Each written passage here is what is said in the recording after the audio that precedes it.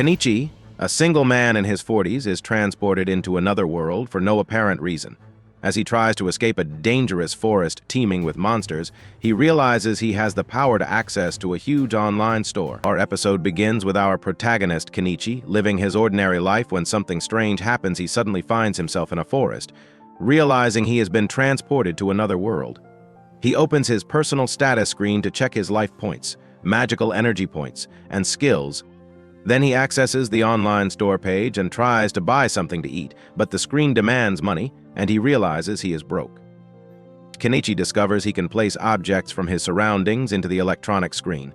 He gathers some herbs, inserts them into the screen, and in return, the screen produces edible items. He spends several days in the forest trying to find people in this new world, but remains alone. One day, while eating, several monsters appear around him. Kenichi panics and searches for weapons in the electronic screen. He attacks the monsters with a few fire missiles, but they have no effect. He then resorts to using stones as weapons, managing to hit some of them, before grabbing his bike and fleeing far away. The next morning, Kenichi wakes up, uses his binoculars, and realizes he is on the outskirts of a city called Dahlia. He decides to head there.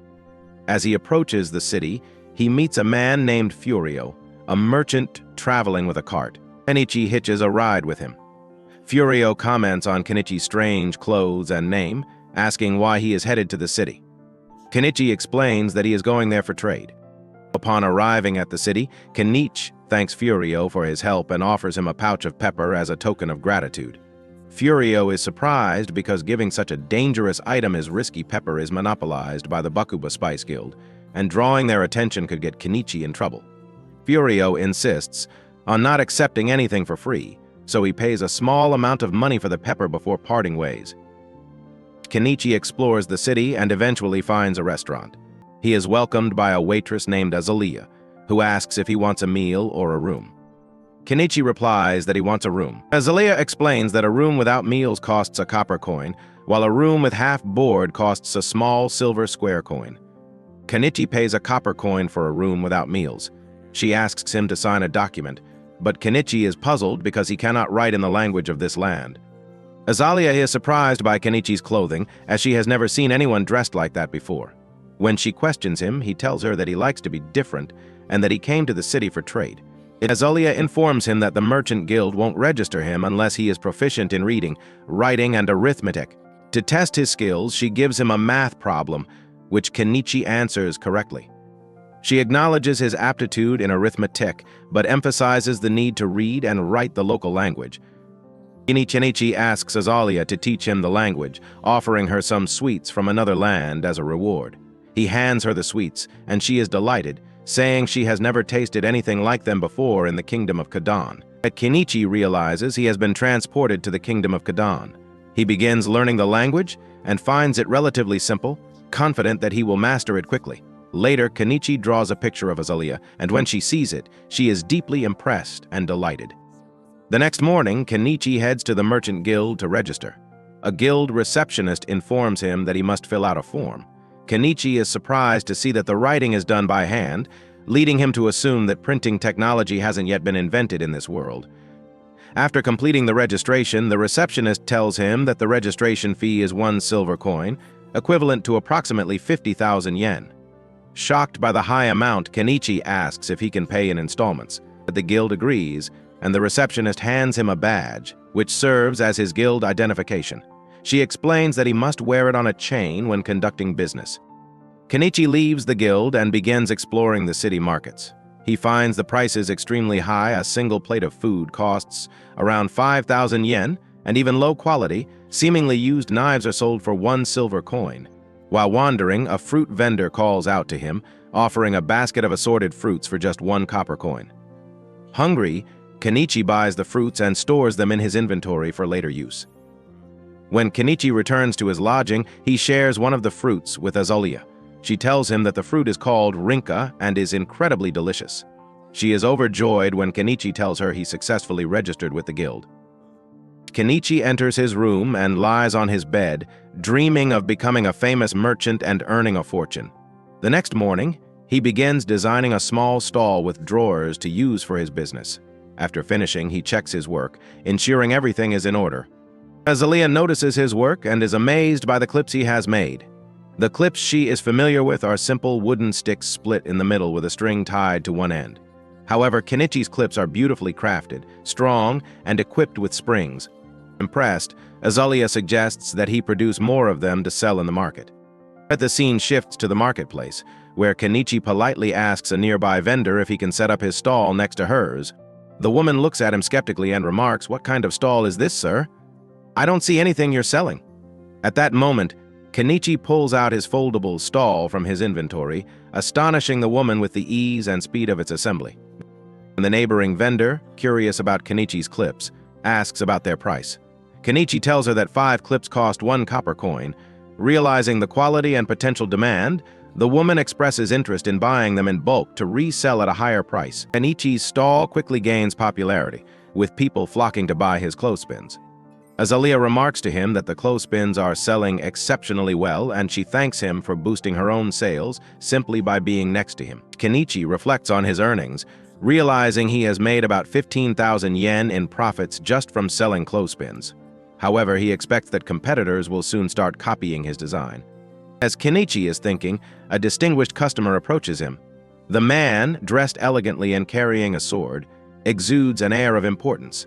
The customer examines one of Kenichi's knives, finding it to be extremely sharp. When he inquires about the price, Kenichi replies that it costs 2 silver coins.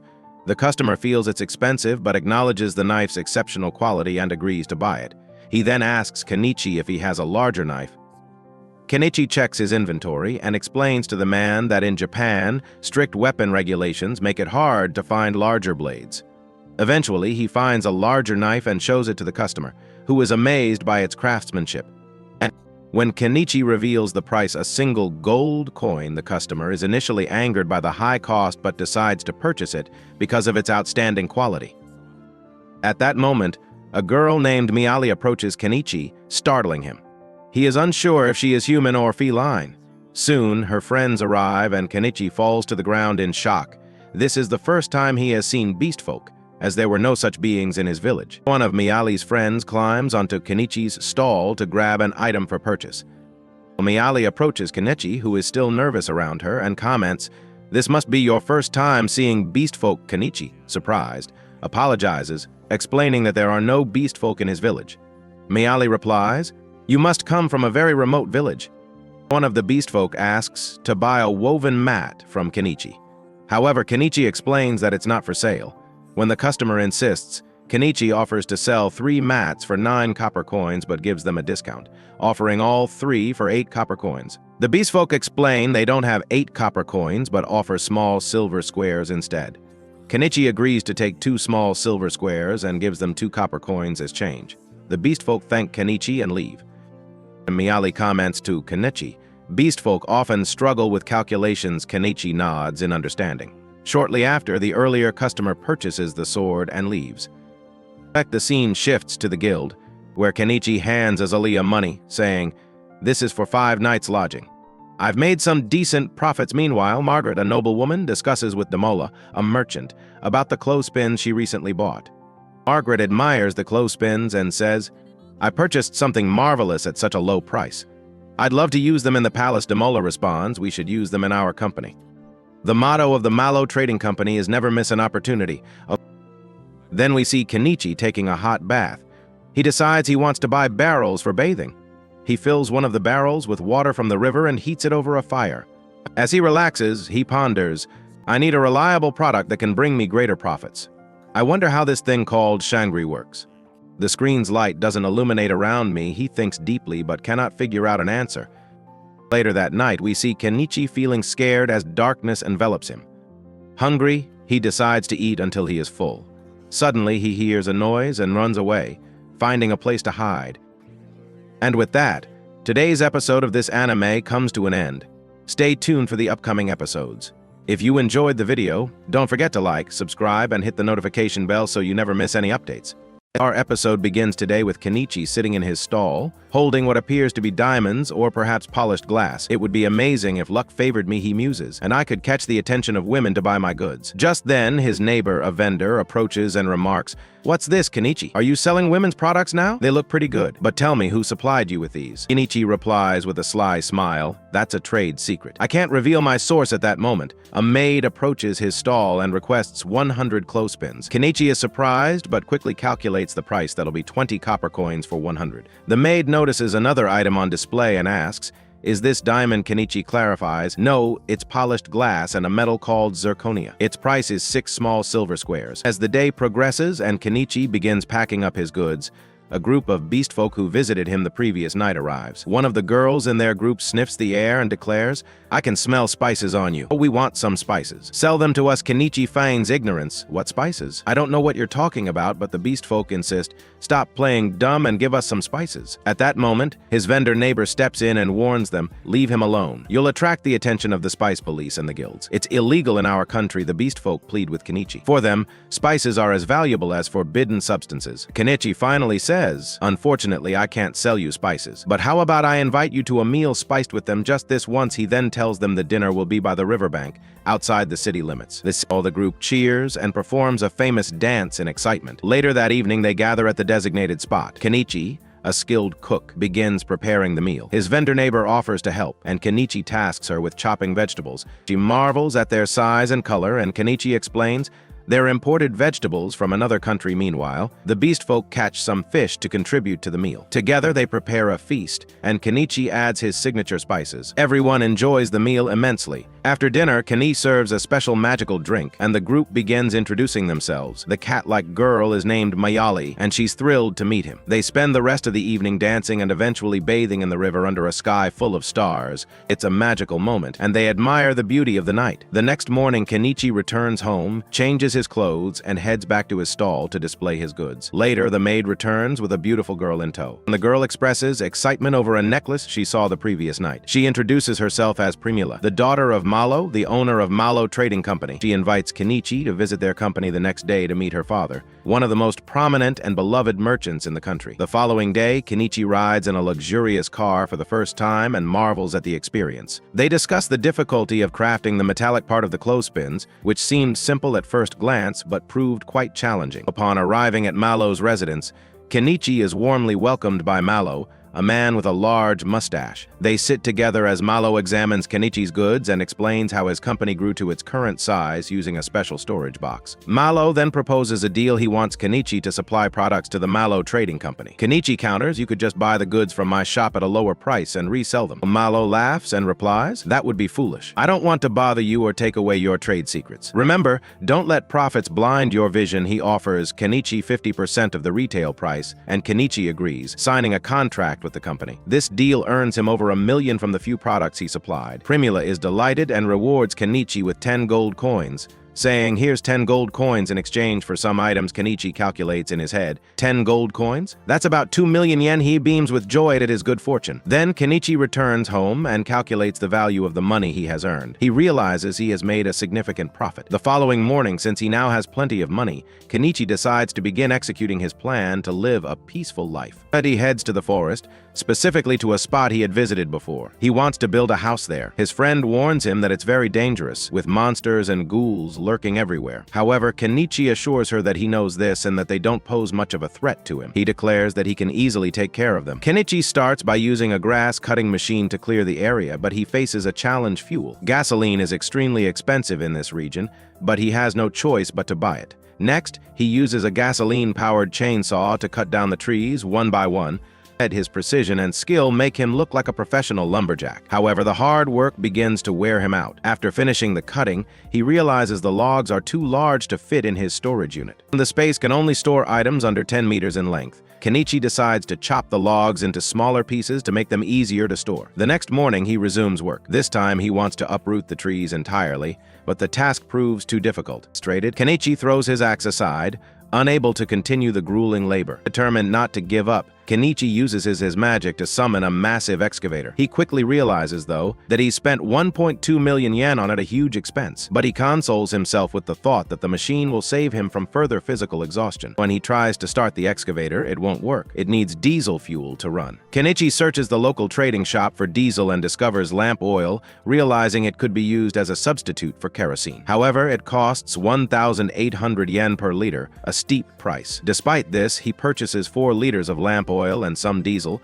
mixes them, and finally gets the excavator running. Later that night, we see Kenichi bathing in a lake. The peaceful moment is ruined by insects constantly bothering him. He recalls his friend suggesting he buy a magical insect repellent stone. The next morning, Kenichi heads to the market and enters a shop. He tells the shopkeeper he wants the magical insect repellent stone. The shopkeeper informs him that it costs 3 silver coins, which Kenichi finds quite expensive. Kenichi offers the shopkeeper a rare fruit instead. The shopkeeper is amazed, as he has never seen such a fruit before, and agrees to lower the stone's price to 2 silver coins. Kenichi thanks him and makes the purchase. Later at Kenichi's stall, he notices posters on the wall and asks his friend in the market about them. She explains that the man in the posters is named Shaga, a notorious bandit leader in the area, likely wanted for his crimes. The scene then shifts to the forest at night, where a young boy is being sold to another man and placed in a carriage with several girls. Suddenly, Shaga attacks them. The following morning, Kenichi continues using the excavator to dig the entire area. He realizes, however, that he has spent all his money on the excavator and must now find ways to save more funds. And so, our episode ends.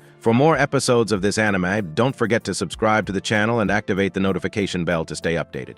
Our episode kicks off today with Kenichi chilling with Miles, asking him to test some salt and sugar. Miles is like, yeah, they taste great, but I can't buy him off you, man. The government's got exclusive rights on that stuff. Kenichi's all, whatever, and switches gears. He pulls out these engraved stones, and Miles and his crew are totally into them. They buy the whole stash. Cha-ching. Kenichi then heads to the forest, bragging about how he just scored 15 gold coins from his deal with Miles's company. Time to buy that wooden cabin I've been eyeing, he says, all hyped. But plot twist.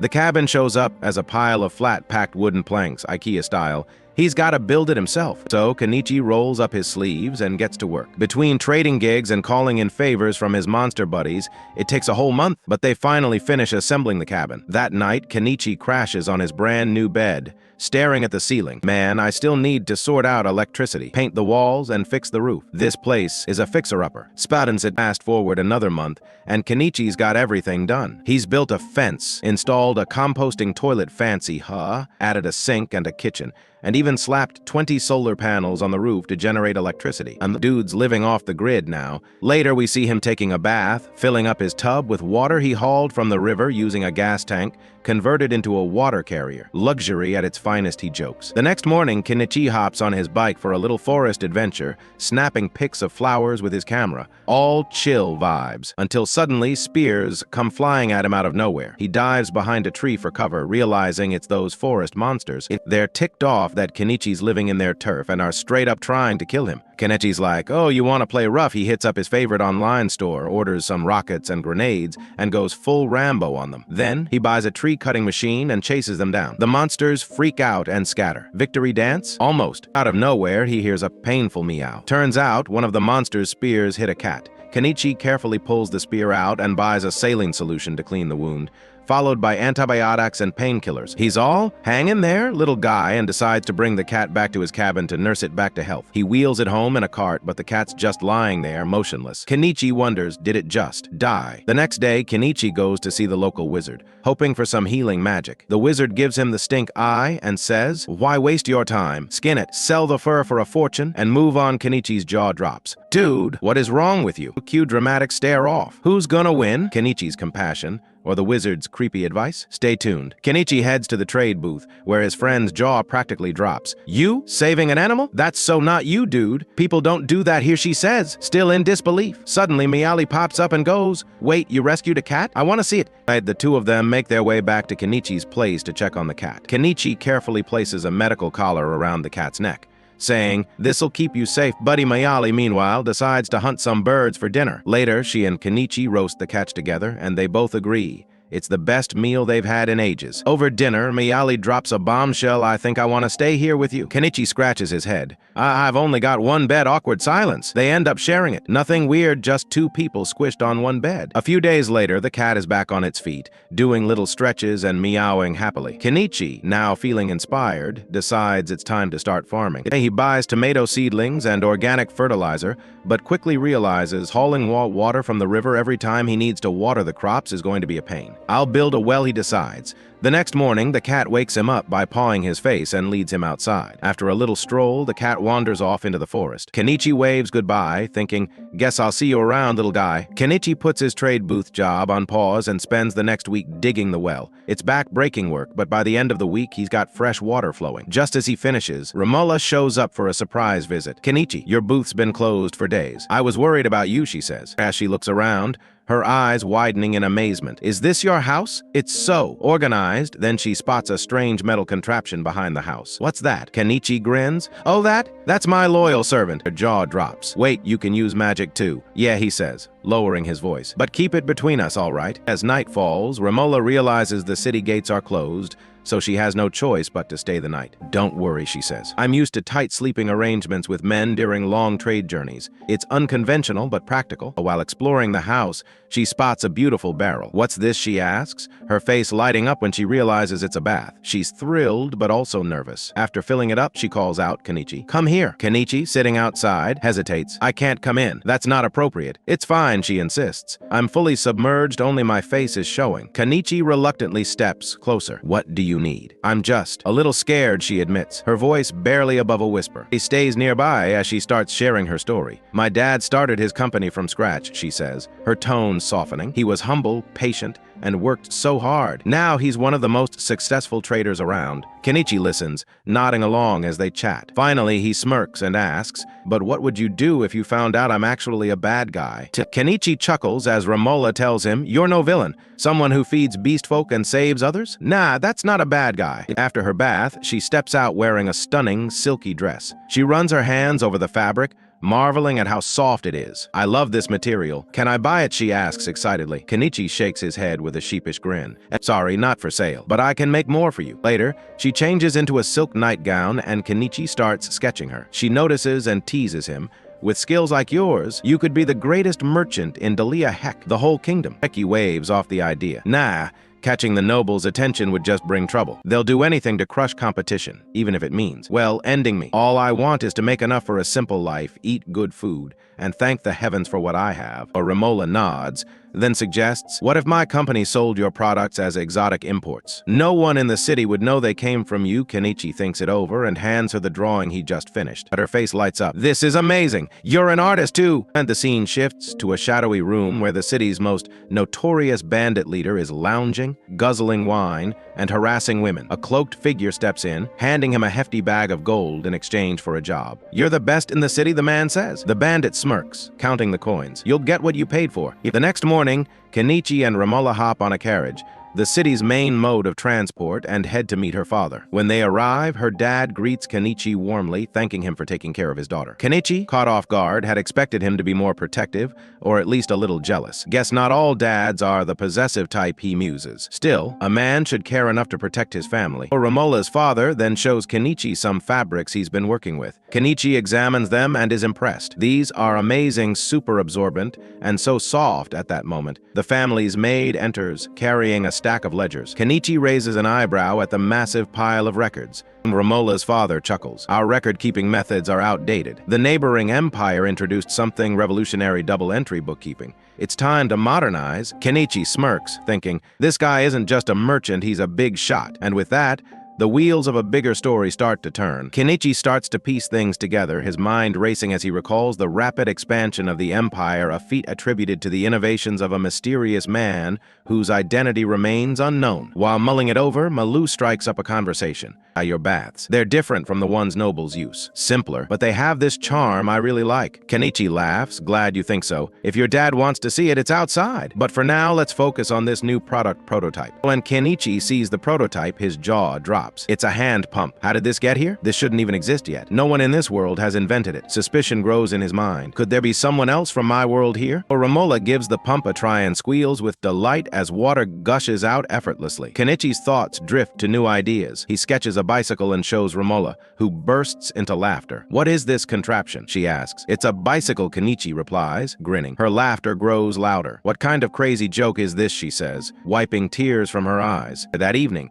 Romola visits Kenichi again. This time, her admiration for him spills out. Yo! Incredible, she says. Kenichi raises an eyebrow. How could a young woman like you be interested in a guy in his 40s? I'm ancient. Romola smiles coyly. Age doesn't matter. You're amazing, and I want to marry you. Kenichi, flustered, scratches his head. Let's put a pin in that idea for now. I haven't really thought about marriage, she pouts and insists they share the bed, but Kenichi firmly declines. That's not happening until marriage, he says, crossing his arms. The next morning, Romola rides the carriage with Kenichi back to the city, where she promises to see him later. But before she leaves, a man dressed like an officer approaches. Kenichi freezes, recognizing him as Sir Noor Spole, a knight sent to investigate rumors about someone living in the forest. Noor's sharp eyes land on Kenichi's solar panels. What's that, he asks? Kenichi panics, knowing he can't reveal its solar energy. Thinking quickly, he says, it's magic-related, a secret. Can I trust you to keep it that way? Noor smirks. Secrets come at a price. Kenichi reluctantly hands over 3 precious metal bars. Noor inspects them, grinning. These will make a fine steel sword. Noor, satisfied, leans in and says, by the way, I heard about a wizard using some forbidden spell in the Empire. They say he created a sauce yellowish.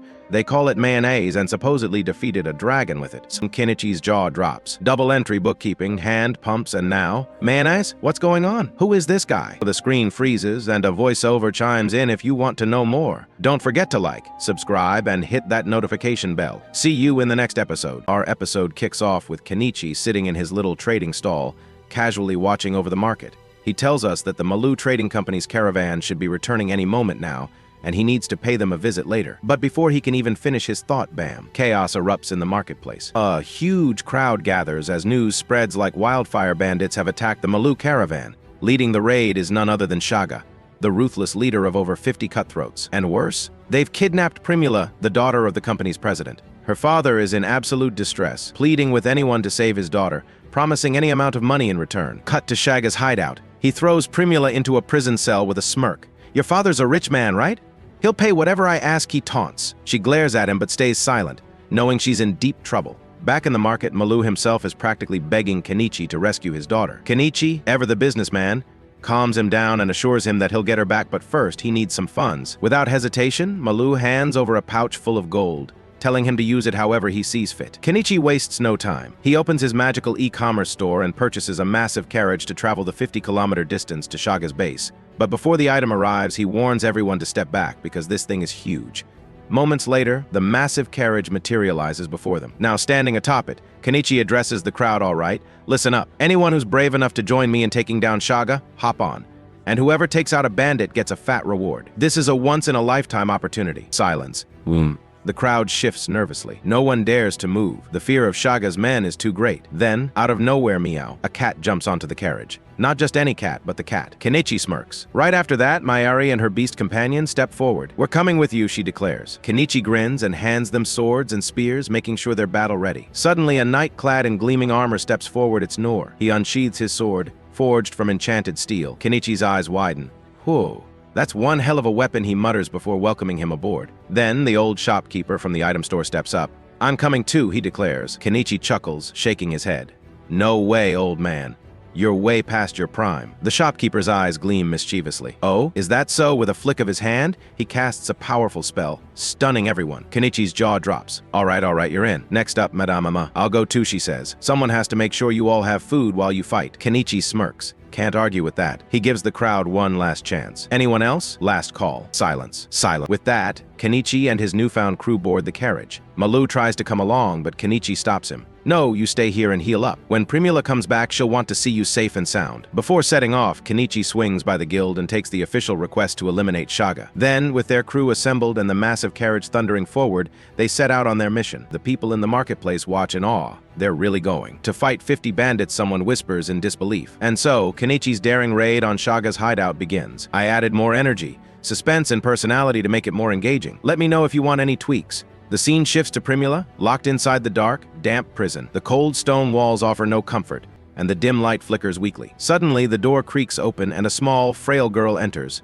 holding a piece of bread. "Here, eat," the girl offers. Primula shakes her head. "I'm not hungry." Without hesitation, the girl takes a bite herself, chewing quietly. Primula watches her and then speaks, her voice filled with determination. "Don't worry. We'll get out of here together." The girl looks up, surprised, but nods, hope flickering in her eyes. Meanwhile, back at Kenichi's camp, Kenichi and his team take a short break, gathering around a makeshift fire as the smell of freshly cooked food fills the air. Everyone takes a bite, their faces lighting up with delight. This is amazing," Nor exclaims, practically inhaling his meal. "Of course it is," Anima says proudly, folding her arms. A proper meal is essential before battle. With their bellies full, the team gathers to strategize. Kenichi lays out the plan, ensuring everyone knows their role. Everyone nods in agreement. "I'll stay behind," Anima announces. "I won't be of any help in battle, but I'll make sure to alert the Adventurers Guild if you don't return within a day." Kenichi nods. That's a solid backup plan. As they prepare to leave, Mayari climbs a tree, peering toward the enemy's fortress. She speaks into her communication device. "Kenichi, the guards are on the walls, but they're drinking. They're completely distracted." Kenichi grins. "Perfect, let's move." Before they go, one of the wolves steps forward and hands Kenichi a strange-looking fruit. "Eat this before battle," the wolf advises. Kenichi shrugs and takes a bite only to gag immediately. "Ugh, this is awful." Suddenly, a strange sensation rushes through his body. His vision sharpens, his muscles tense. But before he can fully understand what's happening, there's no time. The battle is about to begin. The assault on the fortress. The team charges forward, their massive carriage thundering toward the enemy stronghold. Mayari takes aim with her spear. Whoosh! It flies through the air, striking one of the drunken guards before he can even react. The old shopkeeper raises his hands, chanting in an ancient tongue. Boom! A powerful explosion rips through the fortress gates, blasting them wide open. Kenichi doesn't hesitate. He drives the carriage straight into the courtyard, smashing through the enemy ranks. The fight erupts in full force. Steel clashes against steel. Spells explode in bursts of energy. Kenichi and his team cut through the bandits, defeating them one by one. But as more enemies pour in, Kenichi realizes they're still outnumbered. Thinking fast, he opens his digital store. Click. He buys a massive drill machine. With a grin, he jumps inside, revving it up. The mechanical beast roars to life, its drills spinning furiously. Kenichi plows through the enemy ranks, tearing through their defenses, then crash. The ground collapses beneath him, revealing a hidden underground chamber filled with captives. But Primula isn't among them. The final showdown. A slow, mocking clap echoes from above. Kenichi looks up there. Standing on the rooftop of the fortress is Shaga, and in his grip, a terrified Primula. A sharp blade rests against her throat. "Drop your weapons," Shaga demands, smirking, "or she dies." The battlefield falls silent. Kenichi's mind races. Then, an idea sparks. Speaking into his communicator, he whispers to Mayari, "I'll blind him with a laser. The second he's distracted, take the shot." Mayari nods. Kenichi activates the laser, shining it directly into Shaga's eyes. Shaga stumbles, momentarily blinded. "Ooh, woo!" Mayari's spear flies, hitting him square in the chest. Shaga gasps, dropping his sword. Before he can react, another spear pierces his head. Thud. Shaga is no more. Victory, a new beginning. With the battle won, the captives are freed. The girls gather to bathe, washing away the grime of war. Meanwhile, Kenichi approaches Primula. "Take care of that little girl," he says, nodding toward the small prisoner she had met earlier. Primula smiles warmly. Of course, she gently brushes the girl's hair and gives her a fresh new look. Dressed in a beautiful gown, the little girl, now revealed to be named Anemone, shines with newfound confidence. At that moment, Anima arrives, relief flooding her face. "I'm so glad you're all safe." She kneels beside Anemone, tears welling in her eyes. "You remind me of my own child. He was your age before he was taken from me by the plague." A heavy silence fills the air. Anemone reaches out, holding Anima's hand. No words are spoken, but the bond is felt. That night, under a peaceful sky, the entire group rests at last. And so, our episode comes to a close. For more adventures, don't forget to subscribe and hit that notification bell. Our episode begins with Kenichi and Primula returning safely to the city. When her father sees her, he hugs her tightly and cries with relief that she is safe. Then, Malo approaches Kenichi and thanks him for saving his daughter, expressing his deep gratitude. He then asks Kenichi if he placed the loot in his item box, to which Kenichi confirms. The scene then shifts to Kenichi and his friends as they burn the corpses of the enemies Kenichi defeated. One of his friends tells him that he needs to separate their heads from their bodies and store them in his item box as proof of their defeat to claim the reward. Kenichi is surprised but agrees, storing the heads inside his item box. Additionally, he gathers weapons and armor taken from the bandits, along with 100 gold coins found in the hideout, carpets, pottery, jewelry, swords, cabinets, tables, chairs, bags, bowls, spoons, forks, knives, and even vegetables harvested from the field. Next, we see Kenichi standing with the girls who had been held hostage by Shaga. As he bids them farewell so they can return home, they tell him they cannot return to their families on their own.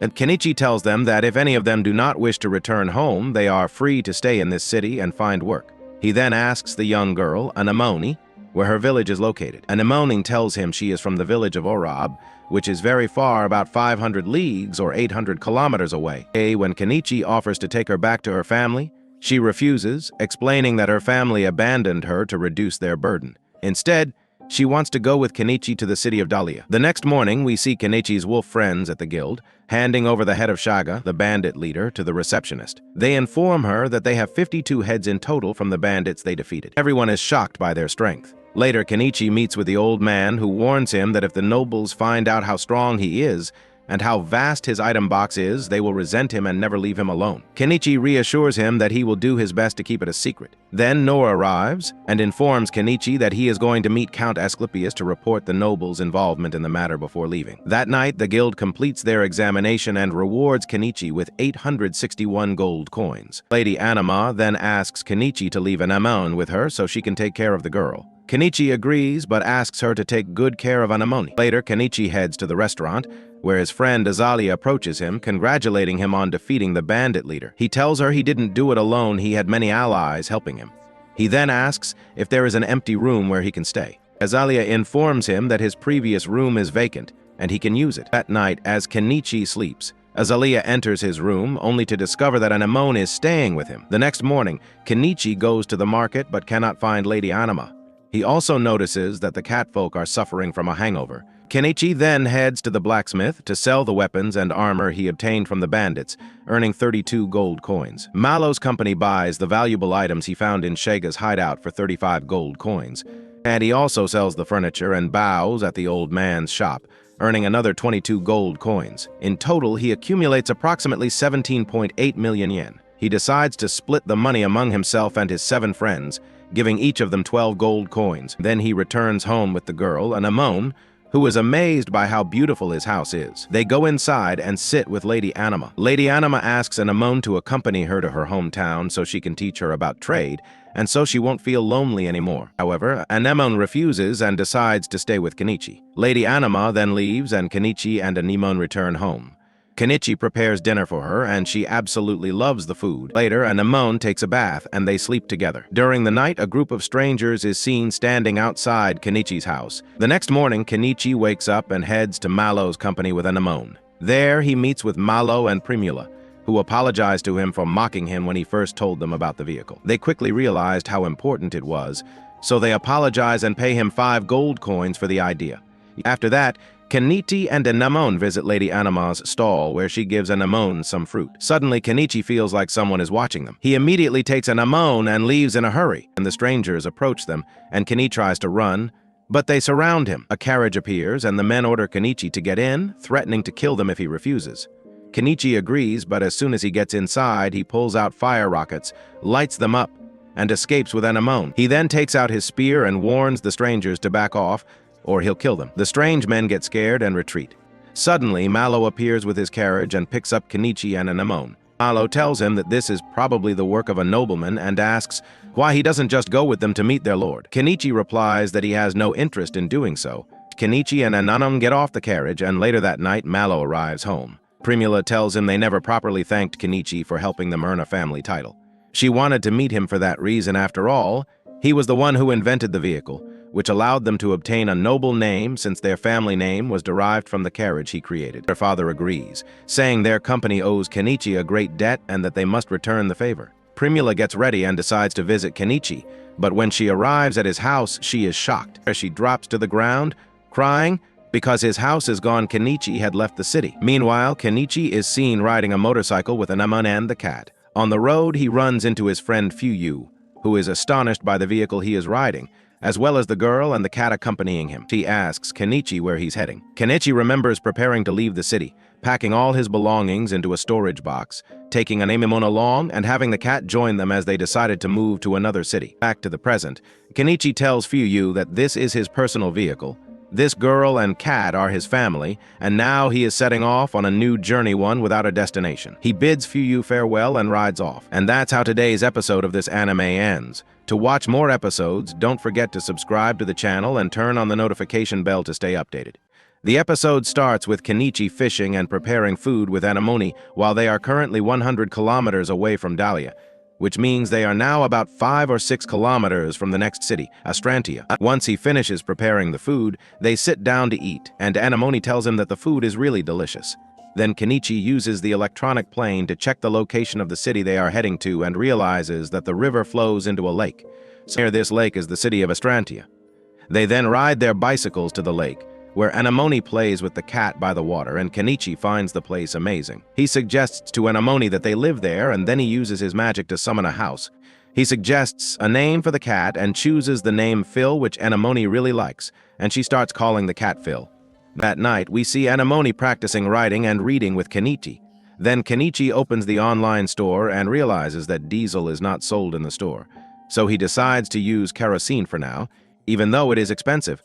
He once heard on TV about organic diesel made from used cooking oil, so he buys some books to study this topic. Then, Kenichi lies on his bed reading the book when Anemone enters and tells him that she wants to read with him.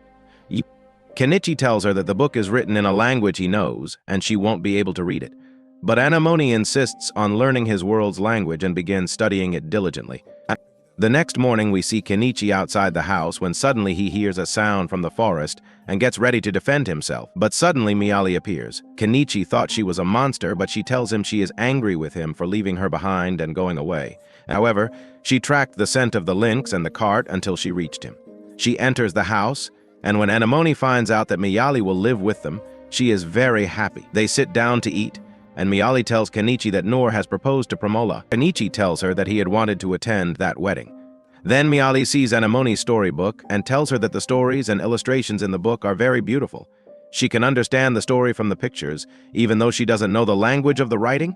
Kenichi thinks about turning the stories from his world into picture books and selling them in this world. He then asks Miyali if this country has any fictional stories, and she tells him the story of the elf.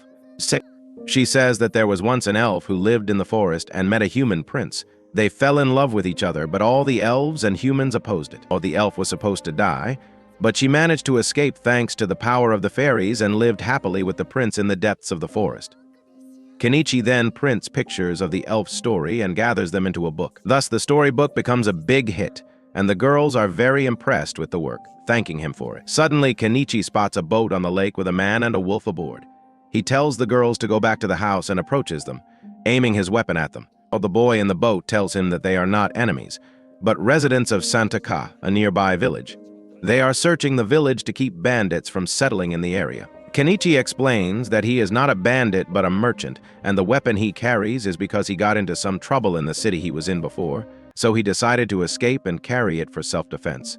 The boy in the boat introduces himself as Croton and his wolf companion as Nyanias. Kenichi introduces himself as well, and they all head to Kenichi's house, where Croton is amazed by the storybooks and buys some. The next morning, we see Kenichi with Miyali as they gather herbs. Kenichi then enters the cottage to make the organic diesel, but the temperature inside rises sharply. Eddie steps out of the cottage wearing protective gear, removes it, and heads to the lake, telling Miyali that the cottage felt like a sauna. He explains that making organic diesel is a dangerous process involving dealing with a deadly poison, but if successful, it will produce very cheap fuel. Afterward, Kenichi decides to go to Astrantia with the girls. They travel about 10 kilometers and finally arrive at the city. They head to the Adventurers Guild, where Kenichi tells the receptionist that he wants to register in Astrantia. Money is already registered with the Merchant Guild and the Adventurer Guild in Dahlia. The receptionist then asks him if he is the Kenichi who defeated the leader Shaga in Dahlia. Kenichi asks her to lower her voice because he doesn't want any personal information leaked. She agrees and informs him that his registration is complete, and the registration fee is 1 silver coin per person. They then head out to the city, enjoy a meal, and have a good time. They arrive at the tool store, and upon entering, the store owner welcomes them. Kenichi notices a strange device and asks her what it is. She explains that it is a tool that separates specific materials from any liquid poured into the top of the container. Kenichi thinks that this device could help him make organic fuel without using chemicals, so he decides to buy it and gives her 5 gold coins in exchange. Anemone then picks up a magical book, and Kenichi is surprised. He asks the elderly shopkeeper if someone can read the book and use magic, even if they don't possess magical power. The shopkeeper informs him that the book needs to be registered first, so Kenichi can only pick it up next week. He decides to buy it for 10 gold coins. On their way back home, they see the wolf, Nyannias, looking for his friend Croton. Suddenly, they see bandits surrounding Croton and his daughter. Kenichi decides to save them. He buys a mask and puts it on. As the bandits are about to attack Croton, Kenichi stops them and launches fire rockets at them. The bandits get scared and quickly flee. Croton thanks Kenichi for saving them and tells him that those villains are followers of Zotero. But he had captured many of them when he worked for the government, so they are always targeting him. Then Croton's daughter, Mary, approaches Kenichi and thanks him for the picture book he made. Anemone tells Mary that she wants to make another book with her, and Kenichi agrees. Several days later, Mary, Croton, and his wife visit Kenichi's house. Kenichi welcomes them, and they share a meal and play together before they leave. The two families continue to visit each other for a while, enjoying their time. They then create another picture book about the story of Cinderella. And one day, Croton rushes to Kenichi, carrying many coins, and asks for help in finding a certain medicine.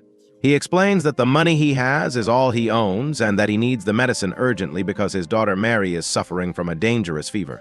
Kenichi thinks of using healing magic, but then he buys a fever reducer and gives it to Croton for Mary to use in the meantime while they find a solution. Kenichi takes his bike and goes to the witch's house. They head to Mary's house, and the witch tells them that Mary is suffering from a chicory fever and healing magic is difficult to use for this type of fever. However, there is a white flower deep in the forest called kukuri that can suppress the fever. Kenichi decides to go into the forest, and Croton and Nyannias decide to accompany him. Meanwhile, we see a group of villains near Croton's house. They have found his house and plan to kidnap his daughter. And so, the episode ends. To follow more episodes, please subscribe to the channel and turn on the notification bell to receive all the latest updates.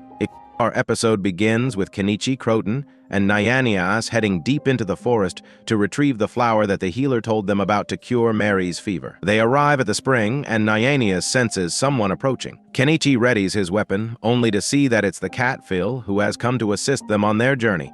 Kenichi boards a boat, finds the flower, plucks it, and hands it to Croton. Suddenly, numerous monsters appear around them. Kenichi summons 2 swords and gives them to Croton and Nyannias, instructing them to return to Mary immediately. He tells them to use the swords to fight off any monsters they encounter along the way while he stays behind to deal with the rest. Kenichi launches rockets at the monsters to buy time for Croton and Nyannias to escape. However, the creatures start chasing them. Croton and Nyannias fight back, taking down several monsters. Meanwhile, Kenichi notices a dog among the attacking wolves and realizes that this dog is controlling them.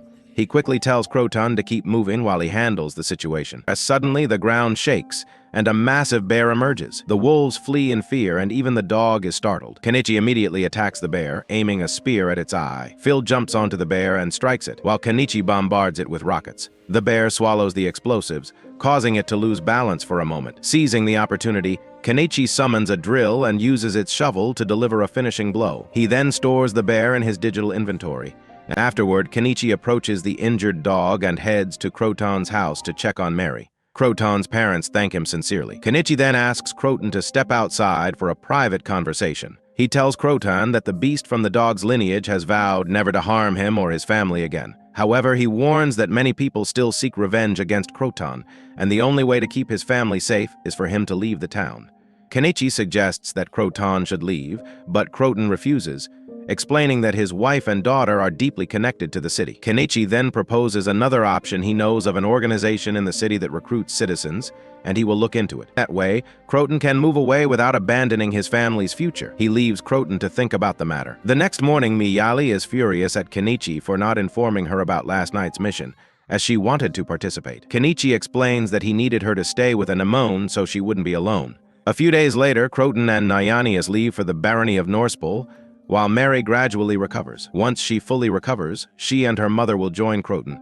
Later, Kenichi and Miyali encounter the dog in the forest. Kenichi asks why he's still here. The dog reveals that many people harbored grudges against Croton, but that is no longer an issue. His paws are covered in blood, and he states that he can no longer remain in Astrantia. With that, he walks away. Kenichi then takes the bear to the blacksmith, who is shocked that he managed to defeat such a beast. Kenichi asks him to extract meat and magic stones from the bear. The blacksmith tells him it will take until the evening due to the bear's massive size. Kenichi agrees and leaves. Kenichi returns home and decides to test the magical device he bought from the shop. He adds the alkaline substance and alcohol, then pours the esterified salad oil into the upper container. In the other container, he places the biodiesel he had previously made, while the device successfully separates the materials. He then mixes gasoline with the diesel, runs the machine again, and manages to produce biodiesel that usually costs 3,000 yen per liter for only 300 yen. Afterward, Kenichi visits the shop owner, who hands him a magic book and tells him it contains a magic stone. The spell written in the book is linked to that very stone. Next, Kenichi heads to the blacksmith, retrieves the bear meat and the magic stone from within the bear, and then leaves. On his way home, he notices Primula following him. She suddenly approaches and grabs his hand. Kenichi is shocked to see her and asks what she's doing here. Primula looks hurt and asks why he left her so suddenly. Kenichi explains that he had no choice if the nobles had caught him. The Malo company wouldn't have gotten into trouble. They head to the hotel where she is staying, and Primula tells him that the carriage he taught them how to build earned them a noble title. She also updates him on his other achievements and inventions. Kenichi then asks her about the rumor that she is going to marry Baron Nor.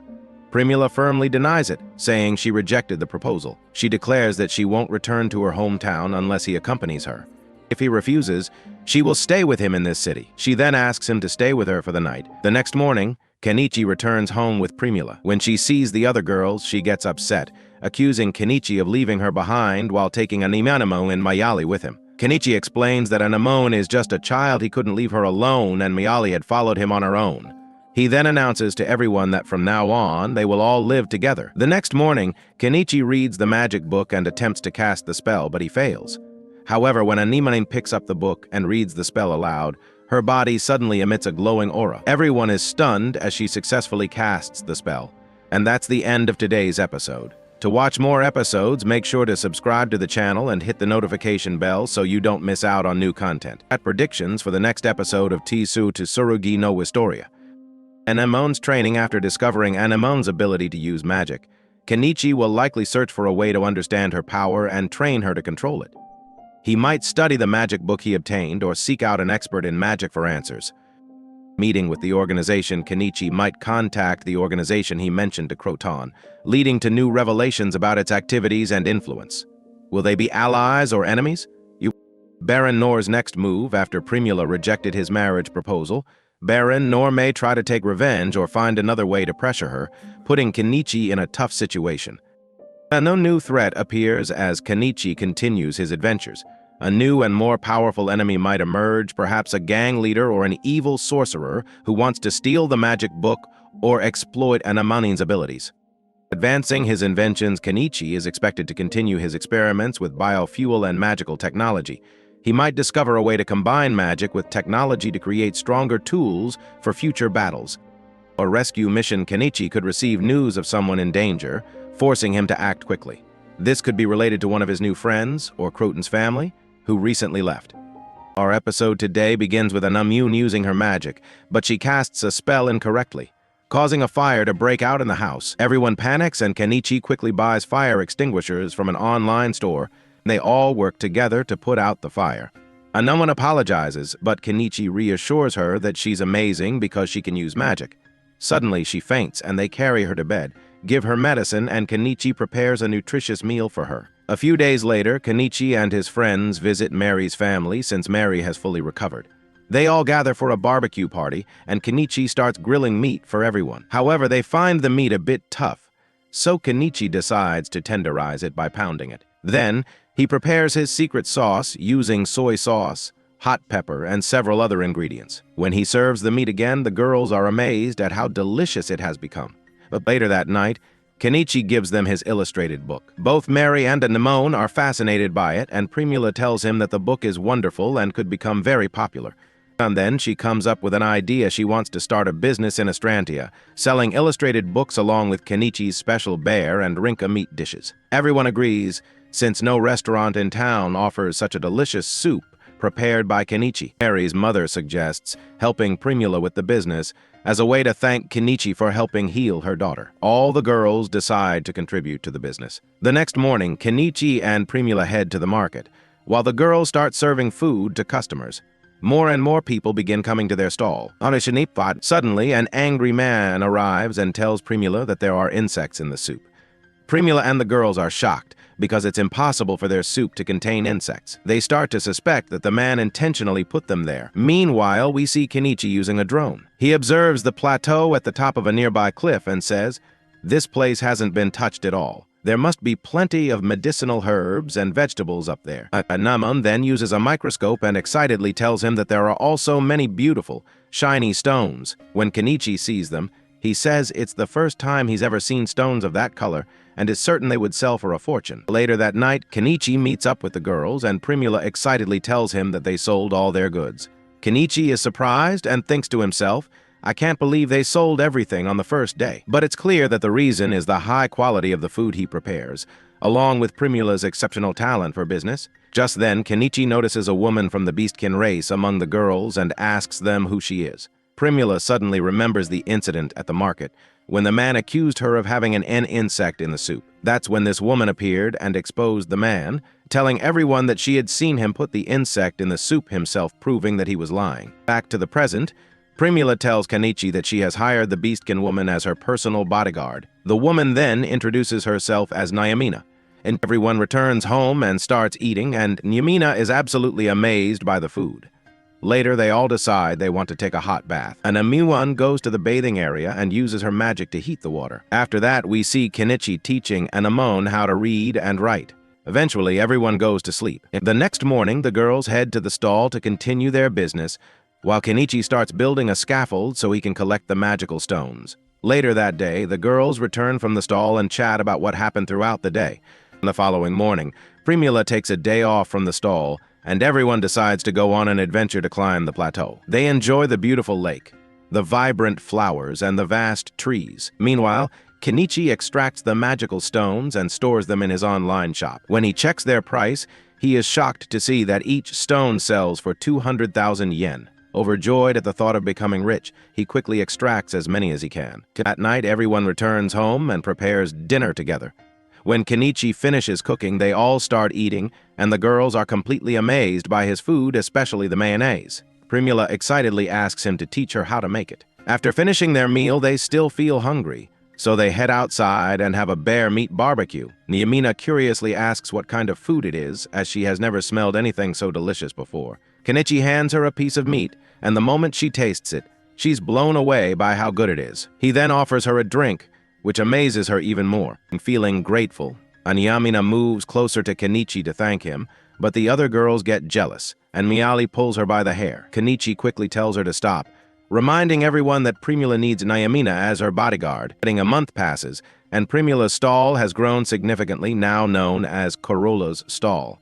Meanwhile, Kenichi continues extracting magical stones, and their total value has reached 15 million yen. And Ameniman gathers medicinal herbs from the forest, while Mayali hunts birds.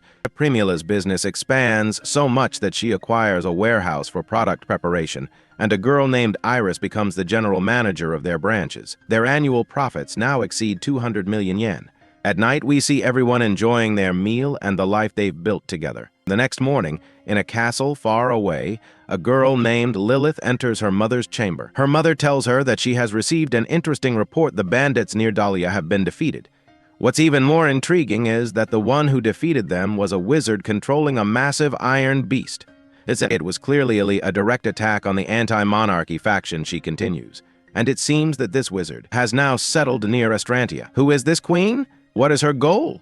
And why is she interested in Kenichi? We'll find out in the next episode. But don't forget to subscribe to the channel and turn on the notification bell so you don't miss out. Today's episode starts with Primula introducing herself to Mr. Yubato's wife, Kanan. They talk about her father's company and their trade business. Meanwhile, we see Kenichi visiting a witch to buy a book on explosion magic. The witch also gives Anemone a book as a gift, which is about household magic. At night, Kenichi is with his friends when Primula tells him that Lady Kanan wants an elegant brooch. During her visit to Dahlia City, a noblewoman noticed the brooches sold by Mala's company and left the city feeling upset. Kenichi gives Primula a carved stone with a woman's image on it. When Primula sees it, she realizes the woman resembles Lady Kanan. Kenichi tells her to give it to Kanan and say that he made it especially for her. The next morning, Miali tells Kenichi about some dungeons in the area. She didn't mention them before because she didn't want Nyamana to know. She still doesn't like her. Anemone then says she wants to go with them, and Kenichi agrees. The group sets off and is amazed by the beauty of the dungeon. Kenichi takes some photos with his camera.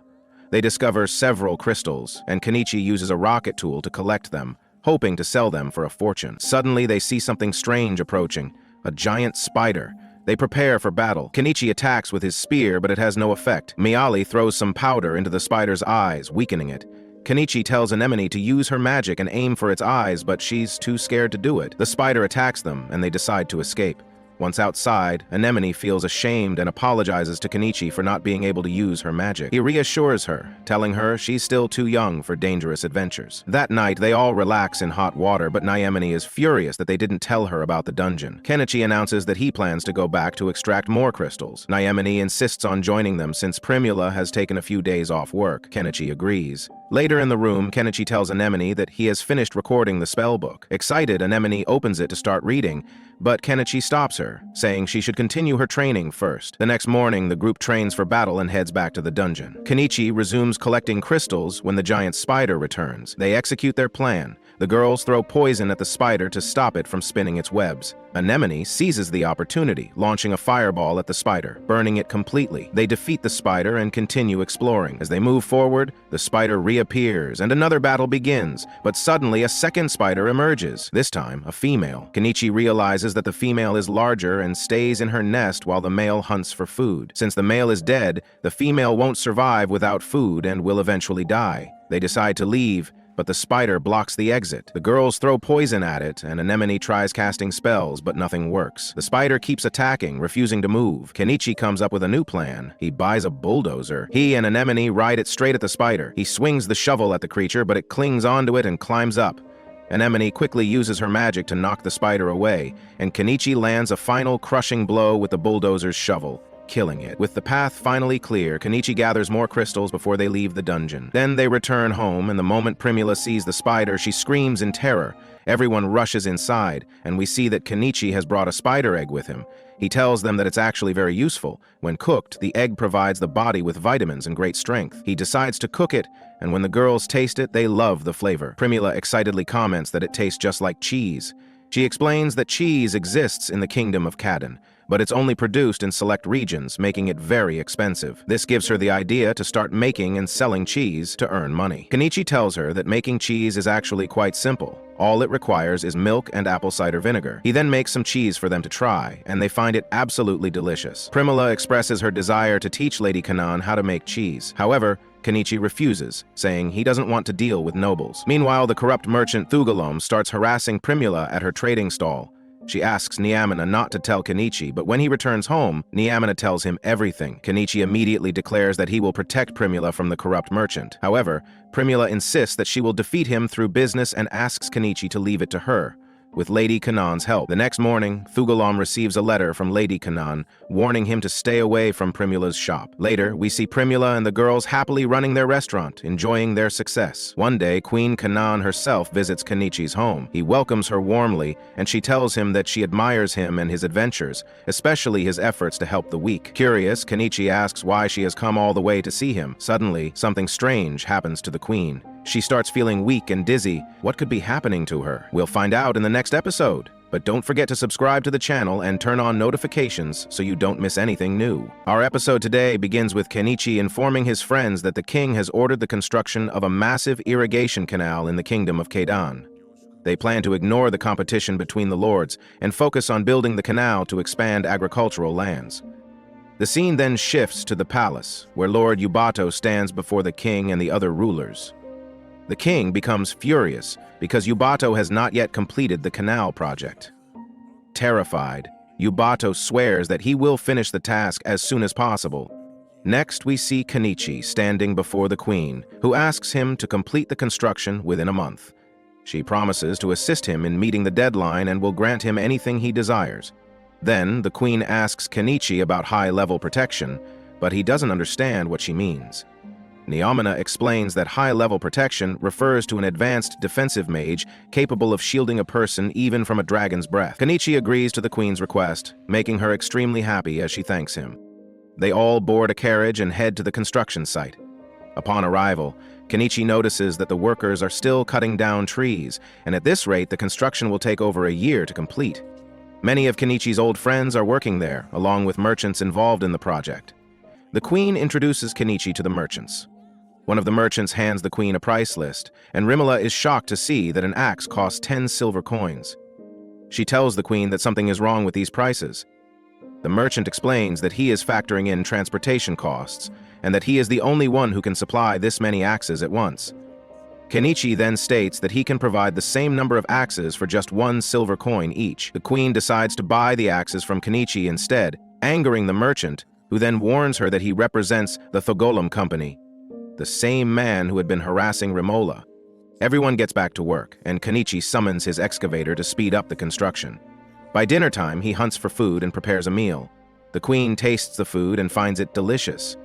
Kenichi then realizes that all the workers are hungry but cannot afford to buy food from the nearby restaurant because it is too expensive. Rimala decides to sell food to the workers at a low price. She follows through with her plan, and the workers happily buy from her.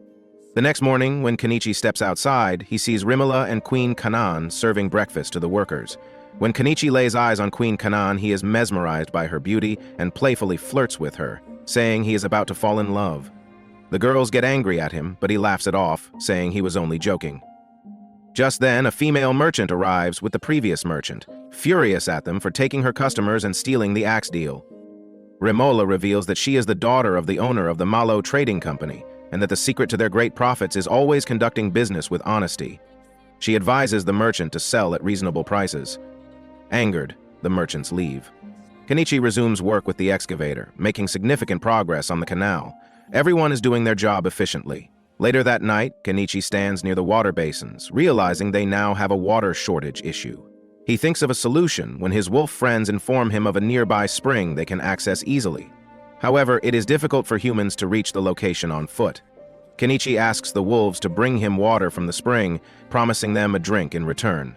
The wolves agree and fetch more water for the worksite, allowing Kenichi to successfully solve the water shortage problem. The next morning, we see Kenichi presenting a contract to the queen. When she looks at it, she is shocked to find her signature at the bottom. Kenichi smugly tells her that he took advantage of her being unaware last night and made her sign it. The contract states that the queen is now obligated to follow Kenichi's instructions from now on. They continue working on the canal and successfully complete the section for Estrantia within the deadline. Celebrations are held in the palace, with the royal family in attendance, and Kenichi is reluctantly forced to join. During the event, one of the guests requests Kenichi to demonstrate some magic. In response, he summons his excavator and puts on a show. The audience is amazed and bursts into applause. Meanwhile, Lord Thunbergia approaches the queen and asks, "Is this the mage who defeated Shag? I can't believe he's in Estrantia. I assumed you two would abandon your land and flee in the night after failing to meet the deadline." The queen smirks at his words and sarcastically laughs, assuring him that they will complete the entire construction successfully. As Lord Thunbergia heads toward his carriage, Rimala watches closely and whispers to Kenichi that inside the Lord's carriage is an elderly noble who was exiled from Dahlia after being stripped of his status. She suspects he was the one who hired Shag to kidnap her. Later, the king and queen sit with Kenichi and thank him for his hard work on the canal. At that moment, Kenichi presents them with a book, explaining that he got it from Lady Rimola's shop. The king examines it curiously, noting that the words and images aren't drawn by hand, nor printed using woodblocks. He wonders how it was made. Kenichi realizes that the king shares his fascination with creativity, and decides to create more books for him in the future. The king then asks Rimala to manage his land's finances from now on. She agrees, but says she will need help from her father's company. However, the king expresses concern about what might happen if the Malo Trading Company comes here, fearing that the Thogolum Company will cause trouble. The queen suggests that Kenichi expel Thogolum from the town, and Kenichi agrees. That night, Kenichi and the girls return home, receiving the high-level protection spellbook as a reward. And with that, our episode comes to an end. To watch more episodes, make sure to subscribe to the channel and turn on notifications so you never miss an update. Our episode today begins with that girl, Lilith, as she heads to see her mother, who appears to be the queen. She enters the room and says, "Do you remember the canal construction? They almost finished on time." Her mother then opens the map to check the scheduled completion time. We don't understand anything yet, but stick with us until the end to figure it all out. The scene then shifts to Kenichi as he talks to Anemone. He asks her, "Did your real mother leave you anything?" She replies, "She didn't leave me anything, but it seems she gave me my name." Kenichi starts thinking about it and realizes that the woman who raised Anemone must have taken her from a woman who died on the street. The next morning, they head to the guild, where Anemone registers and is given a book. Kenichi then asks the guildmaster, "Have you ever heard of a talented witch who died on the street about 10 years ago?" The guildmaster immediately understands that he is looking for Anemone's mother. She tells him, "I don't know about her dying on the street, but there was a witch with the same black hair named Silver who disappeared around 10 years ago. She was also the original owner of this spellbook. I discovered this when updating the records. If you want Anemone to find her mother, you should dig deeper into this matter." Later, Anemone tries to use her powers but fails, feeling deeply frustrated. Kenichi encourages her, saying, "Don't be discouraged. Failure is the beginning of success." She then tells him she feels strange and her stomach hurts. They return home and she takes some painkillers. Everything seems normal and everyone is happy, going about their day as usual. A few days later, something unexpected happens. A carriage appears, moving on water. Out of it steps Malo, the father of Kenichi's wife, Primula. He greets her and congratulates her on her new restaurant. As they sit at the table, Malo notices an umbrella and exclaims, "What's this? A sunshade? It's really nice." They then talk about business and the things they plan to do together. That evening, they prepare a delicious dinner, and everyone is truly happy. The next morning, Croton, Primula's former fiancé, arrives and is shocked to learn that she is now married. Heartbroken, he struggles to process it, as he had once loved her deeply. They try to calm him down, telling him, "She was in your hands, but you let her go. You have no one to blame but yourself." After that, they arrive at the Sugalem Trading Company. Kenichi asks the Baron and the others to wait outside while he goes in. Upon meeting the merchant, Kenichi asks, "Do you buy goods at this store? I'd like to sell something." The merchant responds, "Yes. What product do you have for us?" Kenichi then pulls out a massive spider, which ends up destroying the entire place. The merchant shouts, "What the hell, you idiot? Are you trying to pick a fight and wreck my store?" Kenichi smirks and replies, "Yeah, I'm picking a fight, and I'll do whatever I want." At that moment, the merchant Sugalem himself finally comes out. Kenichi introduces himself and says, "I came here to repay you for all the trouble you've caused my wife's shop, you fool." Furious, Sugalem orders his men, "Shut this guy up and teach him a lesson he won't forget." One of the men hesitates and says, "Sir, that guy just took down a spider the size of a cannonball. How are we supposed to beat him?" Their leader snaps, "Don't fall for his tricks. He probably just found a dead monster in the forest." Sugalem's men draw their weapons, and the merchant sneers, "I doubt you were dumb enough to come alone. You must have planned all this. But my numbers still give me the advantage, you fool." Just as things heat up, a wildcat appears. Kenichi smirks and says, "This cat is part of my family. And let me tell you something. This beast would never stand beside an evil man. If you cross it, your fate is sealed. You'll die fighting it, and even God won't forgive you." Fear spreads through Sugalem's men. One by one, they hesitate, then retreat. Only 2 or 3 remain, but even their leader panics and runs away. But the real twist comes when another figure appears, a warrior from the Wolf Clan. A massive battle is about to unfold. The Wolf Clan's leader lunges at Kenichi, but another fighter intercepts the strike with full force. The battle is brutal, with heavy casualties. At one point, the wildcat grabs a dagger and tosses it into the fountain. Realizing things are getting out of control, Kenichi decides to bring out the dredger. He jumps in and starts attacking, hurling bricks at his enemies one by one. The leader finds himself surrounded and tries to escape, but Kenichi is right behind him. Not stopping there, Kenichi summons a giant excavator from the CAT brand and growls, "I'm going to destroy your entire shop." He smashes the building, causing part of it to collapse. But then Malo steps in and yells, "Enough, Kenichi! It's over! Stop destroying everything!" At that moment, another merchant calls out to Sugalem and says, "I never imagined you'd plan to kill me, you fool. But from today, our alliance is over. Leave this town immediately. You're a traitor, and traitors are everywhere, but I will never trust you again. You are hereby exiled from this land." And so Sugalem decides to leave the country. But at that very moment, a royal messenger arrives with a letter from the king himself. The king wants to see Kenichi. It seems that his actions have caused quite a stir. Sugalam bursts into laughter and sneers. "Get ready, troublemaker. You haven't seen anything yet." That evening, Kenichi sits down, exasperated. "What's with all these problems? What's with all this chaos? I just want to live a normal life. I don't want to be involved with anyone, and now the king is summoning me? What did I even do this time?" Primula smiles and tells him, "You're wrong, Kenichi. This isn't trouble. It's the price of success. With great risks come great rewards." She continues, "You have to endure and stay strong. The secret to Malo's successful trading company is that it thrives on risk-taking. And I made my decision a long time ago. I chose to live my life by your side. I love you, Kenichi, and you possess an incredible power." The next morning, Mari departs after receiving a beautiful gift from Anemone. Others begin to leave as well, and Kenichi and Primula bid them farewell. Meanwhile, Croton's family heads toward Baron Northspool's territory, and Kenichi starts preparing for his journey. As he stores supplies, solar energy, and other essentials, he hesitates and wonders aloud, what if I just run away instead of going to the royal capital? But Malo, the merchant and father of the princess, warns him that would be a terrible idea. If you defy a royal summons, they'll think I helped you escape or hid you. Worst case, they might brand us as members of the rebellious faction suspected of plotting against the monarchy. Left with no choice, Kenichi gets into his car and sets off, but little does he know, the real danger is only just beginning. What fate awaits the great Kenichi? Find out in the final episode. But remember, you have to subscribe to the channel and turn on the notification bell so you don't miss anything. Then, we see our heroes arriving at the royal capital, marveling at its grandeur and the presence of golems.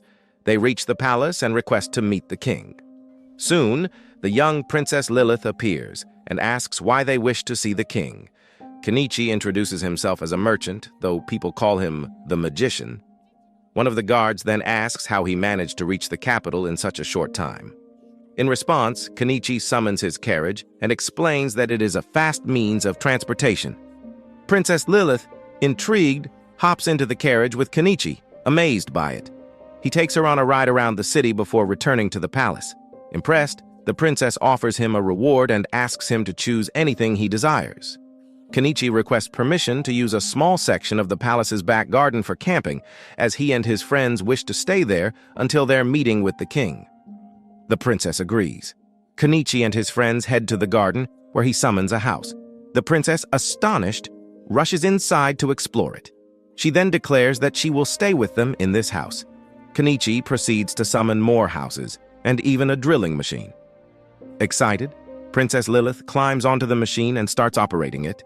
But Kenichi stops her, lifts her in his arms, and brings her down from the machine. Suddenly, an angry guard draws his sword, furious that Kenichi touched the princess. He attacks, but Kenichi summons a shield and blocks the strike. Just as Kenichi is about to counterattack, Anemone uses her magic and casts a fireball at the guard. In a shocking turn, Princess Lilith steps between them and orders everyone to stop. Curious, the princess approaches Anemone and asks how she can use magic at such a young age. She also inquires whether Anemone can cast other spells. Anemone proudly states that she can use the explosion spell. Everyone, including the princess, is amazed. That night, Kenichi prepares dinner and serves it to everyone. When Princess Lilith tastes the food, she finds it incredibly delicious. After finishing the meal, she expresses her admiration for the plate and spoon, saying she wants to buy them. Kenichi tells her that each plate costs 20 gold coins and each spoon also costs 20 gold coins. The princess agrees and decides to buy 10 sets. She then moves closer to Kenichi and asks about the products available in his online store. However, Anemone gets angry at the princess for getting too close and demands that she stay away from Kenichi immediately. And so, the days pass peacefully, with Kenichi, the princess, and their friends enjoying their time together. One morning, the Queen Mother awakens and gazes down at Kenichi and his friends from the balcony, contemplating meeting him. One day, the princess asks Kenichi and his friends to exterminate the rats infesting the castle's basement. Kenichi, using a massive amount of rat poison he purchased from Shangri, eliminates over 1,000 rats. On another occasion, Primula organizes an auction among the royal family's vassals to sell parts of the giant spider they had slain in the cave. Later, the princess invites Kenichi to dine at the royal palace. The food impresses everyone, and when Kenichi serves dessert, the princess is especially delighted. She then tells him that her mother, the queen, was also enamored with the sweets. Kenichi summons another box of desserts for her. One night, as Kenichi and his friends sit together, they sense something strange around them. The princess reveals that countless people have died to preserve the royal family's rule, many of whom perished harboring deep resentment. Therefore, it's no surprise that the castle is haunted by ghosts. She then asks Kenichi if he can exorcise them. Kenichi explains that only beastkin girls and lynxes can sense spirits, so he requests permission to bring them into the castle. The princess immediately agrees. Kenichi and the girls enter, carrying a spray bottle filled with holy water and a supply of purifying salts, combining the mystical powers of both East and West. As they explore the castle, the girls detect ghostly presences in a particular corner. Kenichi quickly sprays the area, making the spirits vanish. They then move to the servants' quarters, where he purifies the entire place before heading to other rooms, cleansing them as well. Their final stop is the Queen Mother's chamber. Kenichi hesitates, fearing he might disturb her sleep. However, the princess reassures him that her mother has been plagued by nightmares lately and won't be bothered by their presence. Inside the room, Kenichi notices a strange vase. When he sprays it, the ghosts remain unaffected. He also observes that the lynx's eyes are fixated on the vase. Realizing the object is the root of the problem, he tells the princess that the vase must be removed from the castle immediately. Our episode today begins with Kenichi and his group entering a massive hall. Everyone is wondering, is Kenichi really a mage? He stands in the center, right before the king, while the queen looks at him with an eerie, almost demonic gaze. Kenichi feels a strange jolt inside him, but quickly gathers himself. He introduces himself. "I am Kenichi, a mage from the borderlands," the official responds. "Then you will now face a duel before the king. Your opponent, none other than the capital's rising star, the brilliant Melissa Lana." Now we understand the king's true purpose in gathering this massive audience. It was all for this duel. What a cunning trick. Melissa glares at Kenichi and sneers. "You should just leave now and run back to your mother, you idiot. There's no place for you here. I will utterly destroy you." She then summons a blazing dragon, a monstrous fiery beast. Kenichi, unfazed, summons his renowned Kraka, and the battle begins. Everyone bands together to take the dragon down. Even the cat sprints toward it, attempting to land a hit, but nothing seems to affect it. Kenichi makes another attempt, but once again, it's useless. Then, Anemone steps in, using her extraordinary powers to unleash a devastating explosion. The dragon writhes in pain, yet it remains unfazed. Despite its agony, it keeps fighting, retaliating with a deadly strike. Anemone quickly conjures a massive barrier to shield the group, leaving the crowd in awe. Arrows rain down upon the beast, striking its eye. But now, the enraged dragon begins thrashing wildly, attacking everything in sight. The situation becomes increasingly dangerous. In a shocking move, Anemone uses the legendary Jolin Stone. The audience gasps. A mere commoner, capable of wielding such power? Impossible. A colossal hand emerges from the earth, grabbing the dragon and hurling it far away. Seizing the opportunity, Kenichi dashes forward with Kraka and lands a series of rapid blows before delivering the finishing strike, taking the beast down instantly. Without hesitation, he seals the dragon away. Kenichi then steps forward, speaking into the microphone. He turns to the king and smirks. "I must thank you, your majesty, for orchestrating this grand spectacle, but I can only feel rage after seeing my loved ones put in danger. So, I will use the power of this summoned beast to demolish this reception hall. And once I escape from here, I swear, I will dedicate every ounce of my strength to bringing your kingdom to ruin." Kenichi then turns to Malu, apologizing for his reckless declaration made in the heat of anger. The royal family is now after him, and he has no idea what dangers lie ahead. Malu reassures him, telling him not to worry. "Do whatever you want. No matter where you go, I'm with you. I won't run away." The rest of the team steps up, agreeing that they won't abandon him either. Kenichi thanks them, but warns, "If we run now, we'll never have peace again. I fear something may happen to Malu or her entire trading company." Just then, a mysterious woman approaches him, saying, "I understand why you're angry. Your family was threatened. It's only natural, but you can't just run away from this. There is more at stake than you realize." Then she tells Kenichi that she wants him to work for her as a royal mage. However, Kenichi refuses. He has no desire to become a mere pawn in the hands of the royal family. Instead, she makes him a different offer. Her birthday is approaching, and he must present her with a gift. Depending on the quality of his gift, she might ask her father to forgive him for his transgression and grant him an official document legitimizing his actions. Kenichi is taken aback. He has no idea what they truly want from him. Malu notices his deep thought and asks what's on his mind. She remarks that his crafted products are incredible due to his exceptional skill,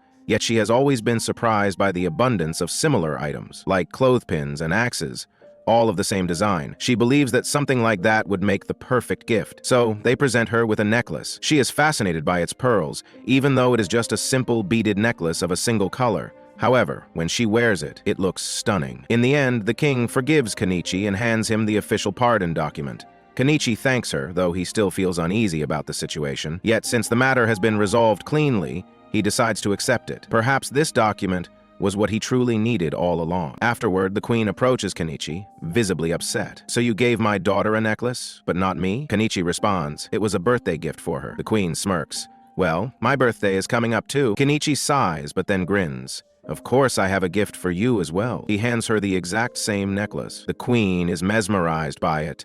Then she curiously asks, "Why do you call Lilith by her name, but you address me as queen?" Kenichi answers, "Because this is the first time we've met." She tilts her head. "Then what would you prefer to call me?" He replies, "What would you like me to call you?" She smirks, "Amaranthus." Kenichi nods and then asks if the palace has any old furniture. "If there is, I might be able to take it off your hands." Intrigued, the queen leads him to the old storage room. Amaranthus points at a desk. "Take this one. It's the desk I used as a child. Just looking at it reminds me of those hellish days." Kenichi agrees and stores the desk away. Then, Amaranthus suddenly requests to accompany Kenichi outside. However, he does not reply and simply continues walking. As they move, Kenichi murmurs to himself, as expected of true royal artifacts, "These pieces could belong in a museum back in my world." Then, he spots a peculiar vase. Amaranthus comments, "I had a peaceful sleep thanks to you.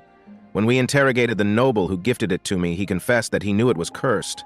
They wanted me dead." Kenichi raises an eyebrow. "The noble who gave it to you, was he one of those who perished from the dragon's breath?" She nods. "Are you asking if I intentionally led him there to get rid of him for trying to assassinate me?" Kenichi stares at her, waiting for an answer. She smirks. "His death was purely a coincidence. That man was part of the faction opposing the royal family. Recently, Thunbergia of Achaemenes has been causing more trouble. He may be the lowest-ranked member of the faction, but his actions are becoming increasingly disruptive. I've heard that he's been scheming endlessly to seize control of the neighboring Astraeantia.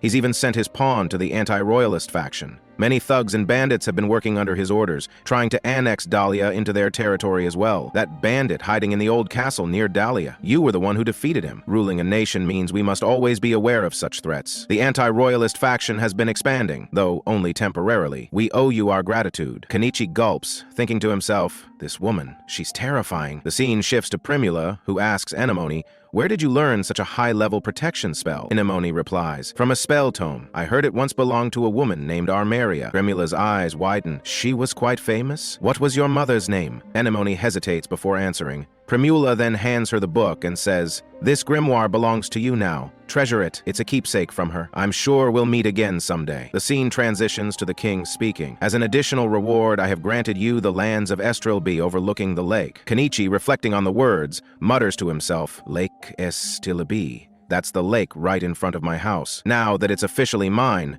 I can no longer remain a commoner." The king continues, "You have also been granted the title of Baron for life. You are now a noble." Kenichi lets out a deep sigh. "So, I've finally become a noble." The scene shifts again. They are finally returning home. However, they've now purchased a new car, as Lilith and Malin have decided to accompany them. Lilith had initially wanted to join them, but her father refused. In response, she declared, "If you deny me this, I will leave the royal family." Before they leave, Lilith turns to Kenichi and smirks. "A mage as powerful as you would be a great asset to the anti-royalist faction." As they travel, Kenichi spots his old friend Fuyo. He is shocked to learn that Fuyo has also become a noble. Their ranks are growing. Kenichi smiles. "This is my family now, and the beginning of my peaceful life." And with that, today's episode comes to an end. Stay tuned for the next one. If you enjoyed the video, don't forget to like, subscribe, and hit that notification bell so you never miss out on new content.